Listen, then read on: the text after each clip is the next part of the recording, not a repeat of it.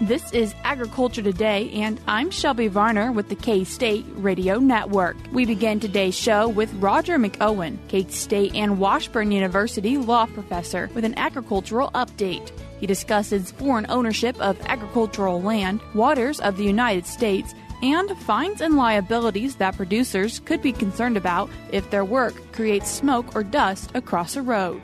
Mike Stamm, K-State canola breeder, and Ed Prosser, Schooler's Senior Vice President of Emerging Businesses, continues today's show with information on the partnership between Scoular and K-State for a canola and soybean crushing plant in Goodland, Kansas. Concluding today's show is the Beef Cattle Institute's Ask the Experts. Brad White, Bob Larson, and Brian Lubbers review castrating versus banding calves. That and more is coming up ahead on Agriculture Today.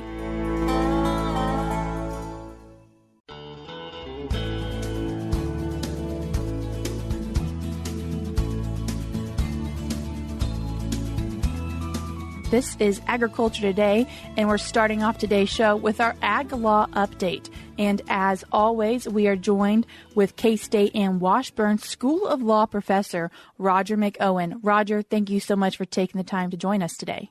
Good to be with you, Shelby. So, Roger, to get us started, foreign ownership of agricultural land, not just in Kansas, but kind of across the U.S.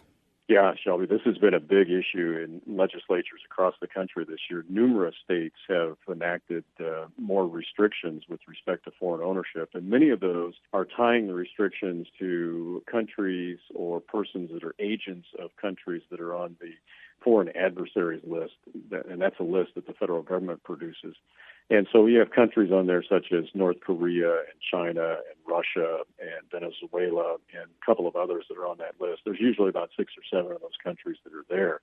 And the concerns have been highlighted by some pretty high-profile incidents that we've had over the past year. Of course, there's been an attempt by the Chinese to buy farmland very close to a military base in North Dakota, seeing China acquire a large amount of farmland in Florida as well as Texas. And, of course, a couple of months ago, the Chinese balloon, spy balloon that flew all across the United States during these legislative sessions, highlighting the tensions, too. So what we have seen are that Arkansas and Virginia have enacted laws with tighter restrictions on foreign investment in land in those states. Utah and Idaho also did that in the 2023 legislative session. North Dakota has 2 bills. They did enact a law that amends the existing foreign ownership law in North Dakota to restrict foreign governments from acquiring or holding an interest in North Dakota agricultural land. There's been another proposal in North Dakota that does something a little bit different. There's also a proposal currently on the table in Montana, Oklahoma, and Tennessee. And Oklahoma and Tennessee, those bills have been passed by the legislature, but they're not yet fully enacted. And so we may see some more developments here in the next few days because these bills that have passed are now at the governor's desk in these states, and they're ripe for signature. And here we are in May, approaching the middle part of May. This is about the time when the sessions end, the bills that have been passed either are or are not signed by the state governor. And Kansas also started considering 2 bills. It got boiled down into 1, but it did not pass this session. Has the foreign ownership of agricultural land been a topic for many years, or has it really just recently come on? Well, the federal government has always had a reporting statute. The Agricultural Foreign Investment Disclosure Act was enacted in the late 1970s, and that's just a reporting law. But it's been really heightened the past 5 or 6 years with international events. And so the states are looking at kind of trying to take the lead on this. And there's also legislation introduced in the Congress, in the U.S. Congress, that would have more restrictions other than just simply a reporting requirement. So it does merit attention. Now, in Kansas, there's not much outright ownership of agricultural land in Kansas. There are holdings by foreign countries, but those foreign countries are not on the adversary list. Those would be primarily countries in the Netherlands or in Germany or Canada. Canada is a big one. But they're basically tied to wind energy. And so it's a little bit different. It is a foreign holding, and that's to be distinguished from a foreign ownership. But we do have those numbers. And you know, the raw numbers seem pretty big, but percentage-wise, it's still pretty small in Kansas. And Roger, now a little bit of a shift. We've talked a lot about water, but the waters of the United States, specifically looking at Kentucky, what is that looking like? Well, this is the definition that's gone back and forth, kind of like a pendulum on a grandfather clock for the last few administrations. And you get, based on who's in power and control in the White House and in the Congress, you get kind of a different definition of what a water of the United States is, because the U.S. Supreme Court almost 20 years ago really failed in a significant case to give us a clear definition of what a water of the United States is. So that's left it up to administrations and the administrative agencies, such as the EPA and the Corps of Engineers, to define what a water of the United States is. And that's where you get kind of the particular political position of the party in control that then ends up through the regulatory agencies defining what the scope of a water of the United States is. So you get a very broad definition under the Obama administration. The Trump administration comes in and changes that, narrows the definition, gives us a much more favorable definition from the standpoint of agriculture, because in agriculture we don't want the federal government regulating dry stream beds in western Kansas or every pothole or sinkhole that's on the farm, which is what largely the Obama administration, the way they defined things, that's the way they did it. So the Trump water protection rule came in, repealed that. Now we've got a new administration repealed the Trump rule, and what you said happened in Kentucky is the Sixth Circuit Court of Appeals issued what we call an administrative stay of the current administration's rule for the state of Kentucky, which now brings the number of states where the rule is blocked to 27. So the majority of states don't follow the current administration's rule. It's been stayed. It's under an injunction. And at the same time, we have the U.S. Supreme Court that is considering a case from Idaho, not on water of the United States, but on what is a wetland, which feeds into the definition of water of the United States. So that case could end up reversing everything that was recently enacted in terms of an administrative definition of a WOTUS. So we shall see. This is really going to heat up here soon, because we're going to have that Idaho opinion by the end of this court's term. Now, kind of shifting once again, Roger, and talking about dust and smoke from fires, growing up in the Flint Hills and being in the Flint Hills, burning pasture and controlled burning is really common, but a lot of times that blows across roads. Is there concern, and are there past examples? It is a very important technique in terms of range management in the Flint Hills, because if those Flint Hills those pastures are not managed, then we end up with all types of brush and trees and invasive species, and the quality of the pasture that the cattle are grazing on diminishes significantly. So burning of those pastures really makes the grass much more vibrant. You can put more weight on cattle faster. It's a great economic practice. It's also good for the range management scientists will tell you it's very good for the overall ecology of the Flint Hills. But from what I deal with on my side of these things is what's the potential risk, liability risk, legal risk that a farmer or rancher has when you engage in those situations. And this was highlighted recently because of a major accident on an interstate in downstate Illinois, in the rural part of Illinois, where there was a lot of blowing dirt from soil in farm fields adjacent to the interstate that created, in essence, blackout conditions on the interstate. And you had a massive, really massive, some accounts said the vehicles that crashed were 90 vehicles, and then you had some deaths. And so the questions I started getting was, well, are the farmers potentially liable for those injuries and deaths caused by the dirt from their fields blowing across the interstate and obscuring visibility, which is what the State Patrol said was the cause? And basically, the answer to that is no. Farmer is not, in that situation, would not be responsible for death or damages sustained by motorists because of that blowing dirt from the field. But there could be, and this is where we can tie it back to pasture burning in the Flint Hills, there could be monetary fines for violating a soil erosion statute, or you could have loss of farm program benefits for being out of compliance with a conservation plan.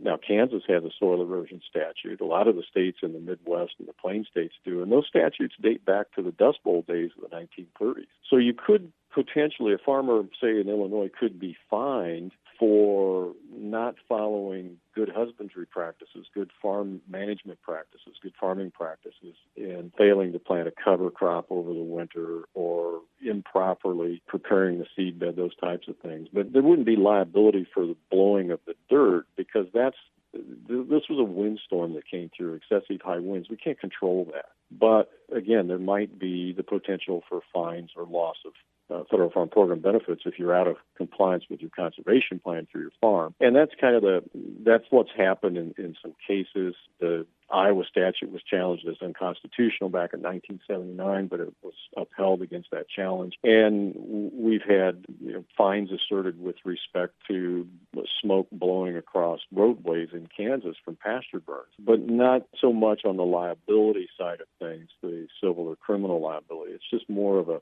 fine for not following the administrative rules when you conduct a controlled burn. What is the big takeaway you would like people to know about stuff blowing across the road?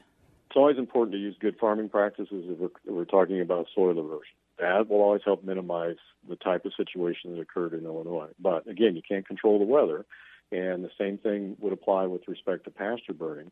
You want to use common sense. You want to follow the administrative rules that are there and make sure if you're burning pastures, you've got the appropriate backfire has been burned. You're not burning when the winds are above a certain amount. You're not burning when they're too low.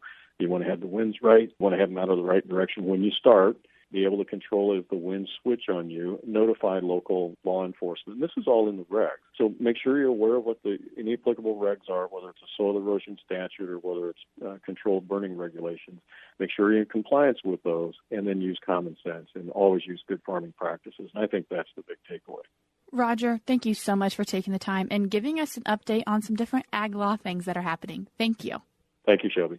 That was K-State and Washburn School of Law professor Roger McEowen. He talked about foreign ownership of agricultural land, waters of the United States, and when producers have the potential for liability and fines when there are smoke and dirt blowing across the roads due to their practices. We're cutting to a short break now, but we'll be back with more ahead on Agriculture Today.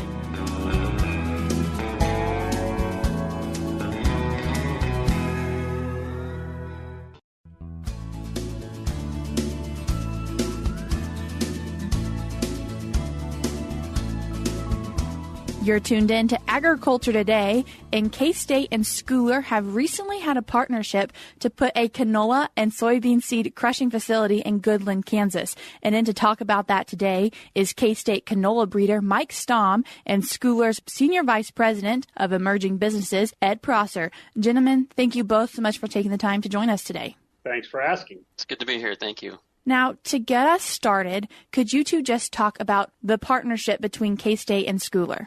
Well, Mike, I think I can start. When we decided that there might be a possibility for an oilseed crop to work on the Great Plains, I did a little bit of research, and quite frankly, all my research led directly to Manhattan and Mike. This is not a new crop. There is a lot of history, some of which Mike's intertwined with, and it became very quickly evident that K-State was the place to go. Me being a K-Stater from long ago, I was very happy that the road led to Manhattan anyway, but I will let Mike talk about it from his perspective, but from Scoular's perspective, it was evident that they're the university that can help us get over the top on bringing canola back to the Great Plains.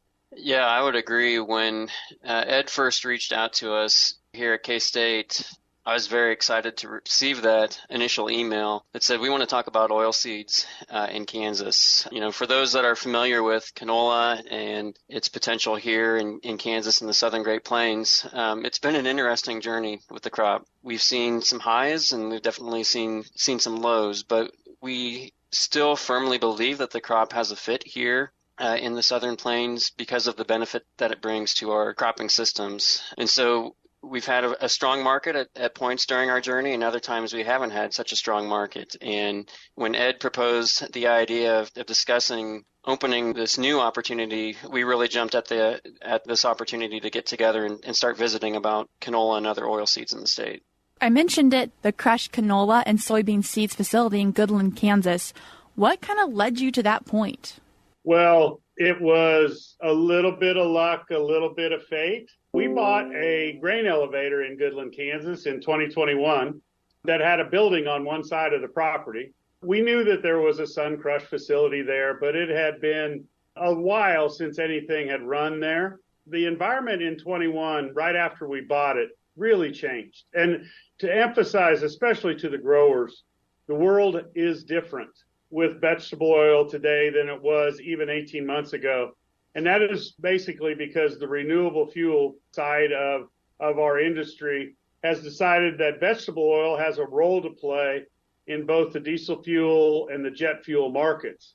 As that started to incubate that there might be a kind of a new era in the oil markets, I revisited the idea of what that building was on the side of our property. We sent some engineers out. We are going to refurbish that facility. So it's not a greenfield, it's a brownfield site, much more capital efficient than building a brand new one. With that, we then started to think, okay, this is a way for the Great Plains producers to participate in what we think is a boom that's to come in the oil market. You know, typically the Great Plains, great producer of carbohydrates in corn and wheat, but don't produce a lot of oil. Soybeans aren't particularly suited. We knew that we were going to have some liquidity to make sure that we had seeds to crush 12 months out of the year. Therefore, we are going to be able to use soybeans. But given the view that we have in the marketplace that oil is the real value, canola has twice as much oil in it as soybeans do. So it became the crop of choice pretty quickly. And even though we might not pick Goodland as the first spot, it is where it's going to be. We have a network of grain elevators and merchants and trucks that will move canola around the central and southern plains to get it to Goodland. Interestingly enough, even back in the day, I don't know, Mike can confirm this, 2014, I think we had 270,000 acres of canola in Kansas and Oklahoma. So again, it's not that we have to recreate the wheel. We'd love for those producers to come back. At capacity, the plant will probably consume about 400,000 acres of canola a year, hopefully. And I would add that, with Scoular kind of revamping this canola industry down here, that we are in a better place agronomically and with the genetics that we have for winter canola than what we were, say, almost 20 years ago now, when the acres really started to creep up in the southern plains. And so I think we're at a better starting point, and hopefully some of those initial growing pains that we had trying to kickstart an alternative crop industry, we'll have overcome those, or we'll have ideas on how to overcome any barriers that come our way. We know we're always at the mercy of Kansas weather, but every crop that we grow, because of the way canola is grown in the southern plains, being a winter crop and being rotated with wheat, it just has such a good fit that we still feel strongly that there's such a great opportunity for the crop to be grown and more widely in this area. And Mike, are you excited? I mean, you've done a lot of work with canola, and you're a canola breeder here at K-State. Are you excited for what this means for canola across the Midwest? I really am, because when you start to build the industry, that's when you start to see more and more investment in the crop. And it's really hard to build an industry without that end market. And this end market that Scoular is going to provide us is really going to jumpstart this thing again. We've had a variety development program here at K-State for over 30 years now, so we have a really strong germplasm base to work with. And so we continue to release new varieties that are adapted to our climatic conditions here in the Central Plains. However, I think what we're going to see for the future of canola now is a transition to hybrid production. And I think this new partnership with Scoular really kind of fits hand in hand with the introduction of more hybrids grown in our region. It's going to give us that opportunity and that demand to have highly productive hybrids being grown here in the southern Great Plains, which we haven't had on a widespread basis yet. And so, we're involved in developing parent lines that could potentially be used in these hybrids. And we also have other partnerships with private industry to bring these new technologies to growers. And so those new technologies that are going to be available to growers, I think, could really change this industry to be a more consistent crop that we've really longed for in the past. Ed, you mentioned you're a K-State grad, and we're all involved with K-State here. And a big important thing for K-State is teaching, research, and extension. So what does this partnership mean for those three avenues of K-State? The reach that K-State has in agriculture, we certainly can't replicate that here at Scoular. They have outreach in all 105 counties in Kansas. The mission, certainly personally, and at Scoular, we very much believe in the land grant mission. And it seems that this partnership is the very best example of that. We're not here to promote canola as much, quite frankly, Shelby, as promoting Great Plains agriculture.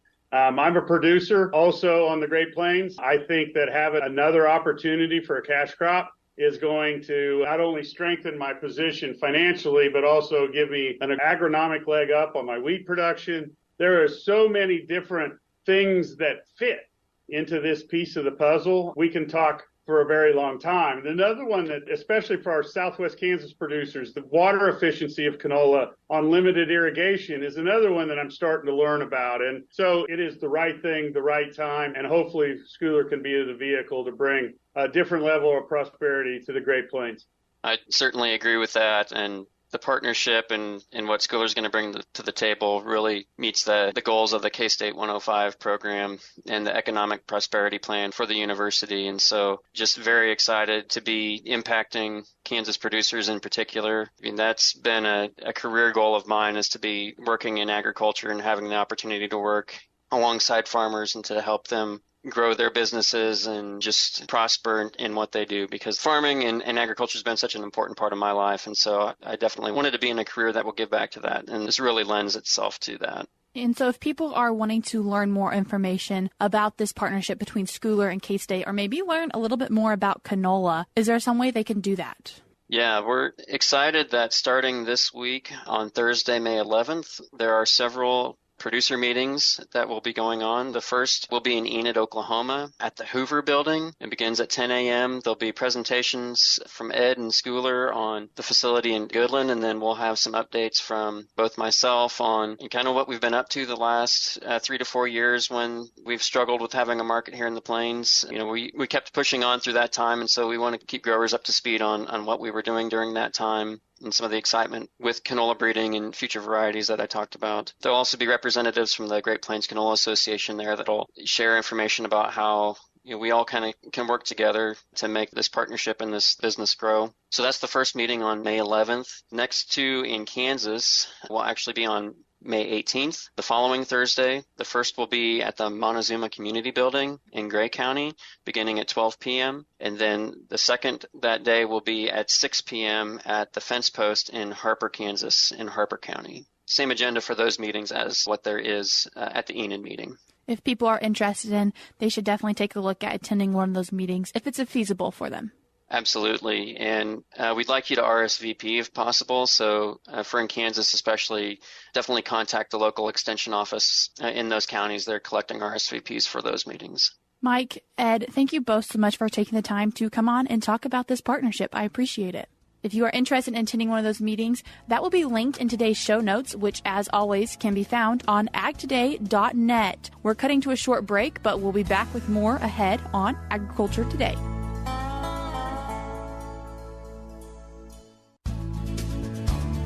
We end this Wednesday's show with BCI's Ask the Experts. We're joined this week with Brad White, Bob Larson, and Brian Lubbers. Hi, welcome to BCI Ask the Experts. I'm Brad White. Happy to have you with us today, and happy to have two great experts here today, Dr. Bob Larson and Dr. Brian Lubbers. This is the show where our experts get to answer your questions, and as they give their answers, they get up to 10 points. So today's question is a great one, guys, and it comes from a listener asking, when I have young calves up to 60 days of age, is it better to band them or castrate them? Brian, I'm going to go to you first. So the recommendations all say castrate young, because we're trying to minimize the pain associated with castration. I generally recommend surgical castration for a couple reasons. One, I know if I got both testicles completely, so there's no concerns about, whether I've got a partial castration. If I've got two testicles on the ground, it was effective, right? The other thing is that from a pain standpoint, the intensity of the pain is probably a little more with surgical castration, but with other methods, we often get this kind of chronic pain where it's longer. And from some of the products that we have, it's actually easier to control that short-term but very intense. We can control it a little better than that chronic pain that may drag on for days or so. So I recommend surgical castration. And really the one downside to surgical castration is the worker safety aspect, right? And with young calves, we kind of minimize it. We can usually handle them. When we get to bigger animals, there's some concerns there, but I'm a surgical castration fan. 6 points for Brian. Bob? Yeah, the other option that we have is the small rubber bands that you can place on these young calves fairly easily. And again, I think the biggest advantage to them is I've had producers that really preferred that method just because one of two things, because of the employees they had or family members, things like that. They didn't really want the sharp knife, the scalpel blade, the sharp knife around where people could get hurt. And some people just really don't like cutting. And even though bleeding isn't a real big concern in a young calf like this, it's a potential. And so I've had a lot of people that kind of like those bands at a young age. There are a couple of tricks to the trade, though. One is you still have to worry about, restraint, get that calf held so that you can apply the band appropriately. And because, sometimes the testicles have descended better than others, make sure that you get both testicles clear down into the bottom of the scrotum before you place the rubber band above that. And so there's a few tricks to the trade, but it's a pretty easy method that a lot of people can do. Both of you are being sure that you get both testicles. That's a good place to start. And I think as a veterinarian, occasionally you see some problems associated with poorly done castration, and that's one of them, that you actually didn't get both testicles. And so probably why we're telling people. One of the reasons you wouldn't get both is there is a condition where both testicles don't descend down into the scrotum, and especially in young calves, it's not uncommon. And if somebody, I'm going to go back to why I like surgical castration, if somebody does a band castration and that the scrotum basically falls off, it's really hard to go back in there as a veterinarian and repair and try to go find that second testicle. That it makes a bad situation even worse. So that's why I like surgical castration. So you talked a little bit about pain, Brian, and as you think about that pain, you mentioned differences between the two. What would you expect the length of time healing surgical versus banding? So surgical, obviously intense pain, very immediate, lasting maybe days. I'll just use that time frame because I don't have an exact measure. But, with banding, where we see the kind of the peak of the pain is actually weeks after when that tissue starts to die off. That's the painful part of banding. And so that's why I mentioned it's harder to control that because now you're weeks after the procedure. And Bob, when you think about the timing of doing this, does it make a difference to you if they're 3 days old versus 3 months old versus 7 months old? What I'm envisioning here is calves that are 3 days, 3 weeks, 3 months, somewhere in that area. So what I'm calling a young calf are really, and for the bands that we're talking about, usually, a couple months or younger is really the time frame. There's one other thing about bands that is important is the disease tetanus. Now, tetanus is a disease that people that have horses know that it's a big concern with horses. Humans can get tetanus. Cattle are relatively resilient compared to other species, with one exception, these band castrations. We can see calves get tetanus following a band castration, and so we always use some tetanus control when we use that, which isn't really necessary if you're doing a knife cut. Thank you guys for sharing good information. Brian ended up with 9 points, and Bob ended up with 8. As always, if you have questions for us, you can send us an email at bci@ksu.edu. Once again, that was BCI's Ask the Experts. That's all for today on Agriculture Today, but we'll be back with more tomorrow.